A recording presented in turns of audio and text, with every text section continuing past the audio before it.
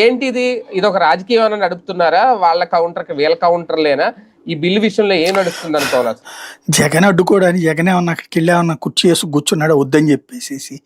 ఊరికనే అదే వీళ్ళు గదా! ఏంటంటే ప్రతిదానికి కూడా స్పైసీనెస్ హ్మ్. యాడ్ చేస్తారనమాట.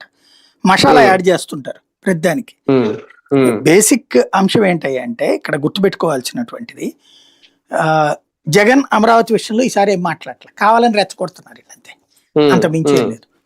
అక్కడ హ్మ్. రాసింది పత్రిక ఇప్పుడు ఇవాళ ఈనాడు జ్యోతి రాసిన వాటి చూస్తే అది కరెక్టే అనిపిస్తోంది. హ్మ్. ఏమని ఈనాడు ఏం రాసింది 2024 జూన్ 2 నుంచి అవును. కన్ఫర్మ్ చేయమని రాసింది. అంటే అర్థం నిన్న ఏంటి ఆళ్ళు సాక్షి అదే రాసింది. హ్మ్. మొన్న ఏం హ్మ్. రాశారు ఈళ్ళు? మొన్న అది రాయలేదు కదా ఈళ్ళు. ఇవాళ మొన్న రాయలే. రాశారు కదా! హ్మ్. అంటే హ్మ్. అభ్యంతరం వాళ్ళు వ్యక్తం చేసిన మాట వాస్తవం.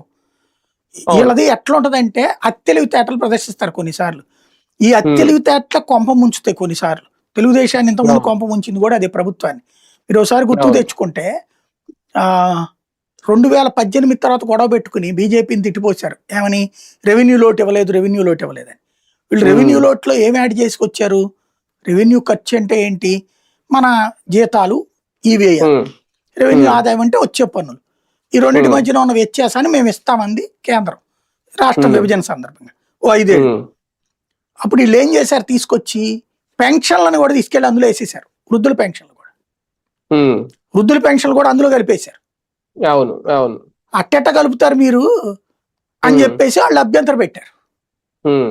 మీరు మేము ఒకటే కదా హామీ ఇచ్చిందంటే, నీ హామీ నా హామీలో కేంద్రంలోకి ఎట్ట తెత్తావు? ఆ లెక్కన రాష్ట్రాల హామీలన్నీ రెవెన్యూ లోడ్ కింద ఎట్టొస్తది? కుదరదు పొమ్మన్నారు. హ్మ్. అప్పుడు వాజ్పేయి టైంలో తరహాలో ఒత్తిడి చేద్దాం అనుకున్నారు. మోడీ హ్మ్. అందుకు ఒప్పుకోలేదు. హ్మ్. దాంతో అప్పుడే ఈనాడు జ్యోతి రాసినాయి. హ్మ్.